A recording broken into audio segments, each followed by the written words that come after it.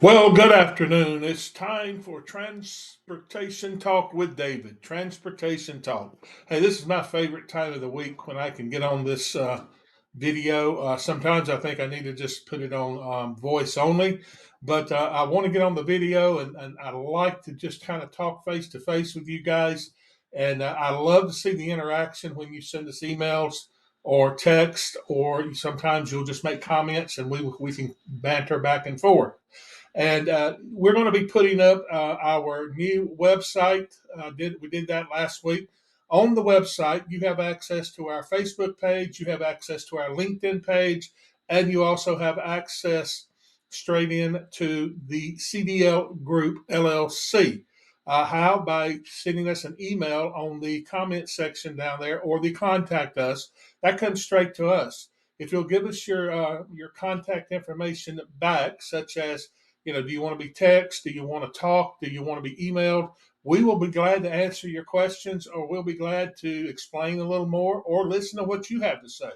Because actually, sometimes your ideas, more often than not, are better than my ideas. So we'd like to, our goal is to teach, mentor, and to learn. I want to learn things from you guys that have been out there doing the work for so many years. I've been in this business for over 20 years. In the early days, I was out there with you guys driving and riding up and down the roads. And I know the challenges that you face. I know what life on the road is like. I say fortunately, um, I had to come inside the office. I have now been on the inside looking out, and I hope I've kept the mantra up as to working with our drivers, working with you guys and ladies that that are out there moving the freight and keeping our country going. Today we have a good topic. I was going to talk about detention, um, but I'm going to save that for another day. Why? Because I had a driver, I actually had two people that had said, David, why don't you talk more about retention and what the effects that have on a company and on a driver? And I said, that is a very, very good subject. I don't mind giving credit where credit's due. She is a part of a team and they run a lot of miles. I try not to mention different carriers, but she knows who she is. It is David and Tamara B. I will put that last name period there. But they sent in and said, "Hey, why don't let's talk about retention." And I didn't know drivers. A lot of times you go, well, that's just for the company. Well, no, it's for everybody. And I'm going to go into that and delve into that from mainly it's going to be from the company side, but also I want to delve in and let the driver, you guys out there, know what the cost it is for you to, turn over your job or stay on your job. So let's look at that a little bit. We want to talk about today. I'm talking over here too. We want to talk about today. We want to look at the what, the why, and the how to solve it. Now, retention has been a buzzword that's been around for, I mean, years. It's almost as big a buzzword as driver shortage. Um, and the driver shortage sometimes comes from the lack of retention. So we need to look at and make sure that we have everything we need at our fingertips, the knowledge, the data, and not only that, but we need to put feet and we need to put hands in there and get action going for retention, because retention can only make a company stronger. It can only make a driver more valuable. And I will go ahead and tell you, the people that asked me about this, they've been on their job at the same company for 4 years straight. They took a year of hiatus, and before that, they were there for two. So they have 6 years at the same company. There's days they want to quit, I'm sure. There's days they think it's nothing better, and that's the way we're going to be in our business. It doesn't matter on any business. I used to be in the insurance business. There were weeks I just said, "Hey, I'm done. I quit." Um, then there were weeks I said, "Hey, man, this is a great week. Look at it. I helped these people. It's coming out to fruition. They had a claim on, on an accident or a health policy, nothing serious, but they saw the benefit of what we could do and what that did for them. And that's why I want drivers. In this business, it is so important that we work on this subject of retention. And you said, "Well, David, what does that mean? What is retention?" Well, the retention is the lack of turnover. So, I was going to look up before I started this where the word white elephant came, but that's the kind of the big elephant in the room today, running around, knocking things over, is turnover and retention. Um, I did a article back in 2015, early 16, posted it on LinkedIn, so you can go find it there. It was called Who Let the Elephant in the Room? And, we talked about retention. I wrote a whole series of training and ideas on called Building Blocks for Retention. And we implemented a lot of those into carriers that we worked with as consultants back in those days. That what we talked about then is still relevant today, almost 10 years later. It's very relevant. Why? Because we need to come up with reasons why we don't have good retention results. I've come up with a phrase that said, "Are you retention compliant?" My good friends in the safety business and the safety and the risk management, they're always saying, "Are we compliant? Are we DOT, FMCSA compliant? What do we got to do to be better?" Well, I want to say that, are we retention compliant? Our recruiting departments can recruit and recruit and recruit and recruit again, and they love recruiting. But when we put the word retention in, what that means, a lot of them go, "Well, you're going to take my job away." No, we're not. We're going to make it stronger. Why? Because if we can retain some drivers, if we can make some drivers see the bigger picture and they join in as part of the team, then that company can grow, and it only grows all departments. So it's and I don't want to use political terms, but it is a downhill flow. Once you get the gravity behind this rolling, you're going to see the results. Now, that is what retention is. This retention is the lack of or the decrease of turnover. Now, what or why do we have turnover? Why do we need retention? That's some good questions. And I think that's what Miss TB wanted me to tell you about. Wanted to know more about what she can do within her own company to help with retention. Now, I'm going to go ahead and tell you, this person I'm talking about, I know them personally. They do a good job at helping other drivers to get over humps that sometimes they just go, "Hey, I'm leaving." And hey, they're like me. I said, "Man, I've quit 10 times in a week, but I'm still here." And what I do right now is tough at times. Sometimes I have to deal with tough questions. Sometimes I have to deal with tough solutions and present them to the board or to CEOs or to vice presidents or to directors within a company and say, if you want success, if you want to drive up your profit so that you can be stronger, pay your people more, invest more in their future. Here's what has to happen. Now, that's my opinion based on data. What they do with that is up to them, but it is a tough place to be in at times. Now, let's talk about what turnover does. Well, if your company, and I'm going to use just a company X, if company X has 1,000 drivers, okay, and you can go up or down from this. I've worked with companies that have 100 drivers. I've worked with some companies that have 2,000 drivers and trucks. And it's all the same, it's just on different scales. And in some cases, the smaller the company, the harder it is to get that change in effect. Why? Because we've always done it this way. We have to break that mold sometimes. And what I will tell you is, if you have a company, for example, with 1,000 trucks, and let's say from January to December, their recruiting department has to hire 1,000 drivers. So what is that? That's 100% turnover. That's good in our industry. Anything below that is just is superseding the mark of excellence. You say, David, that's a bad number.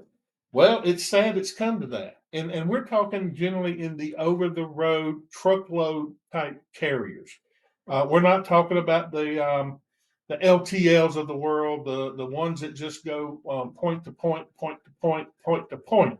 We're talking about that over the road um, random, carrier. And even within that carrier, they might have some dedicated, but it has to operate on their customer's time frame. So if you have 1,000 drivers, now what happens if that recruiting department had to hire 1,050 that year? There was no growth. They were just having to keep up. Well, that's 150% turnover. Companies all figure it different. They try to make it look prettier or not as ugly as it is, but that is the truest way I know to figure it. I have companies that break it down by the month, and they say, well, based on last year, this month, and this year, now, this is where we're at. We had less turnover.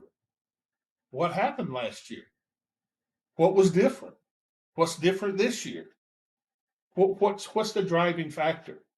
So what you have to look at is what can we do to drive that turnover down, because that's going to bring your retention and your profitability and your ability as employees to make more money. What can we do? Well, the first thing is we look at what the savings cost would be to a company. If we could just get a company to retain out of 1,000 drivers 15%, 150, okay, 15% of their drivers, just retain those that would have left. Then we look at the next mark of 20%. That company, over the course of time, will save and will put back into its bottom line around $600,000 or $700,000. Now, for 1,000 truck company, that's a good bit of money. They're operating at a certain revenue rate. They're operating at a certain operating ratio, and that means that they can have more money. Now, can you monetize retention? I worked for someone that every time we talked about retention and we started a program, they wanted to know where the money was. Where are we monetizing? This kind of program, it does not monetize in real hard money you put in your hands. I win the lottery. I got $10,000 in my hand. No, this goes sort of like HR. HR, you cannot monetize HR, but we have to have them to maintain and be compliant.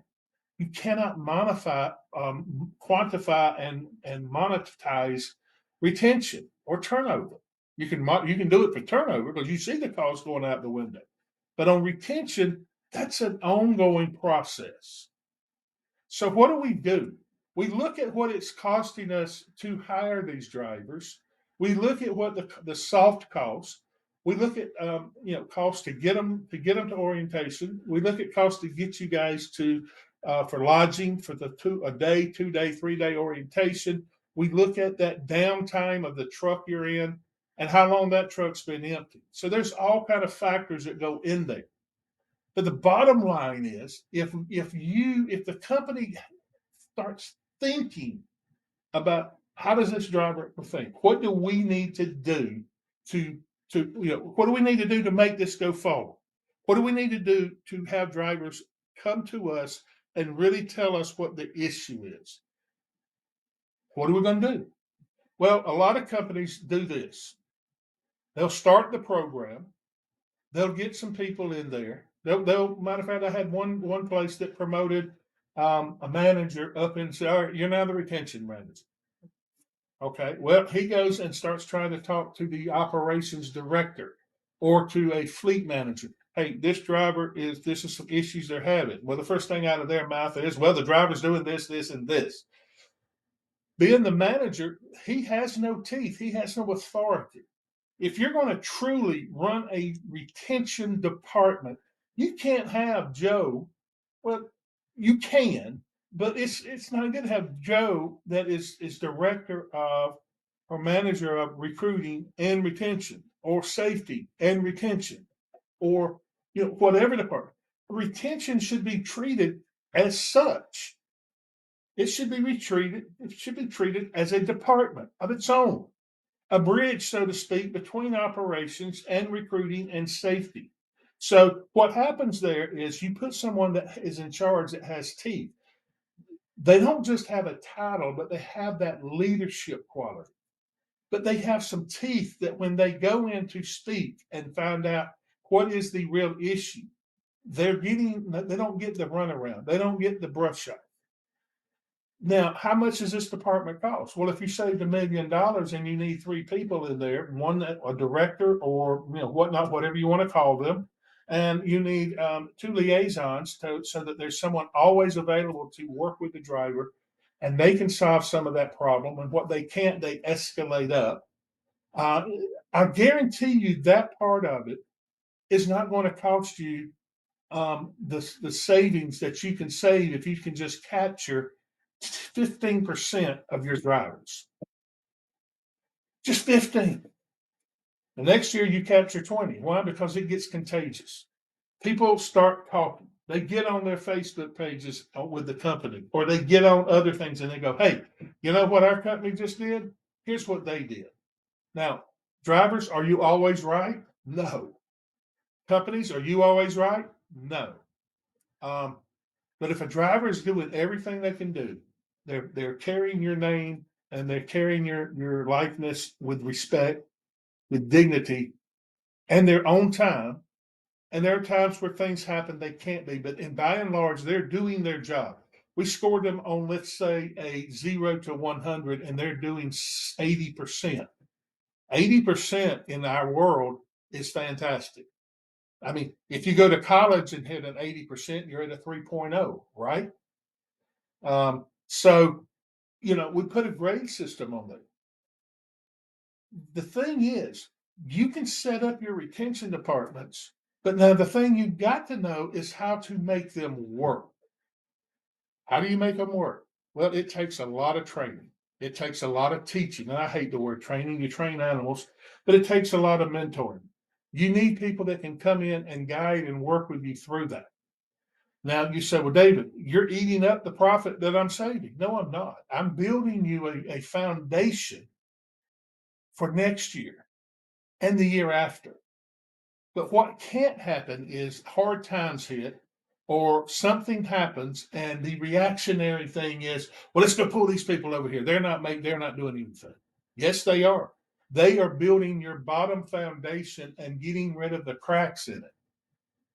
You can't treat retention as a second rate department or an afterthought. It has to have the same weight and balance as your safety department or as your operations or your recruiting or capacity department. It has to have the full weight and backing of the leadership of the carrier. That's from the CEO, the board, down to the man out there or woman out there that's turning wrenches. We all have something to do with retention. Now, what are some things that need to be looked at? Well, every carrier has different issues. First of all, it could be something as simple as scheduling. Is there something we can do? Um, the thing is, we have to understand that a retention department is a safe haven for a driver. It is a safe space. So that's the first thing. Secondly, we have to look at why people are leaving our company.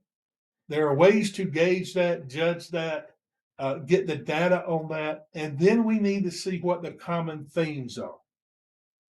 And then we need to attack that. People always say, well, it's all about money. Well, money is very important.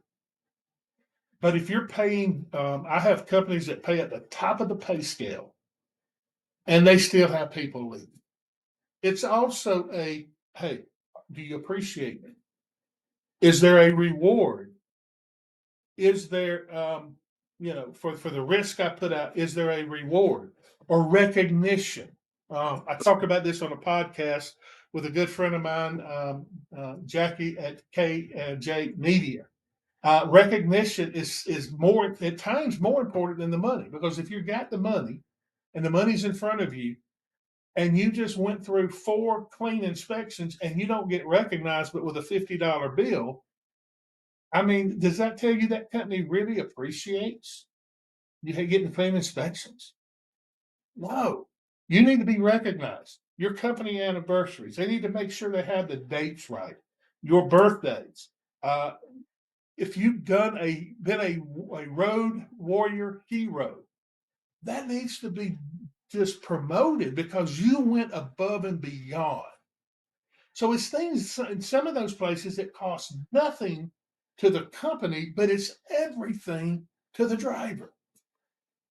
Now, obviously, reward does come at times with, hey, if you just ran a whole year of safe miles, let's say if you're a team, that's 500,000 to the truck. If you're a solo, let's say you ran 125,000 miles at your safe miles. Let's give some recognition to that, not just at 1,000,000 miles. That's a huge accomplishment on 1,000,000, but to get to 1,000,000, it takes 1 year at a time. It takes 1 day at the time. So if we have people that have had a full 12 months of consistent driving and they have been safe and they've had clean inspection, we need to put them on a pedestal so others can see their leadership and what they're doing. You have drivers that are referring people to you. You need to put them on a pedestal and find out what they like and how they're helping you. These little things. And there's so much more. I'm not going to divulge all the secret sauce and trade secrets because I want you, the companies, to call me and let me say, hey, let's take a look at this. But here at the CDL group, that's something we do every day. We talk to people, we talk to drivers, we talk to carriers, and we find out where those needs are. Even if they don't hire us to do that, we have made a friend, we've made a colleague, and we get knowledge and we can share that knowledge back to them. So let us know what you think about this retention. Now, this is a little longer segment, I know, but I hope it's been interesting to you to understand how retention can help not only your company, but it helps you as a driver. Think about in closing how much, and I talked about this about 3 weeks ago. How much does it cost for you, a driver, to get mad at a company after, say, 6 months or a year or even 2 months? You get mad and you throw your hands up and go, I quit. And you go in and you quit. You go, I got another job waiting. Well, I know you probably do. You're a driver. But what did you just lose? You go to that company, you start all over. They don't know you. So you got to build your street cred. You got to get your benefits going again. You got to get a whole retirement plan started, your vacation PTO time.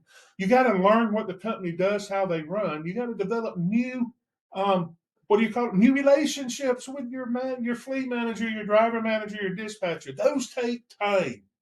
Then you sit in an orientation, whether it be 1 day, 2 day, 3 day, or whatever the case is, and they pay you 200, 300, 400, whatever. You're going to make more than that driving. You just lost a week or more's worth of income. So think about that the next time you go, well, I just quit. You need to go through chain of commands. And if your company doesn't have a retention department that is serious about it, maybe you need to suggest that to them in a nice way, not in our arrogant trucker, oh, it ain't this. No. Let's suggest that, hey, guys, listen, if we had somebody I could bounce this off to that I'd be in a safe space with, me and myself and, probably 20 other drivers wouldn't have left. Let's be proactive. Let's not be reactive. From the CDL group, I'm David, and this has been Transportation Talk. I hope you found it very interesting. Go to our website, www.thecdlgroup.net. Go down to the bottom, send us an email. Let us know how we're doing. Let us know what you would like to talk about.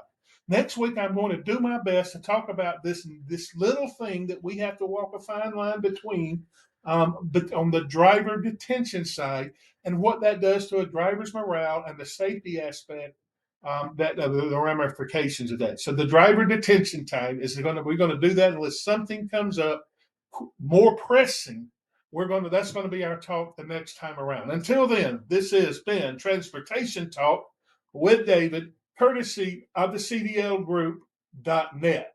Have a great day, and as always, when I sign off, be safe.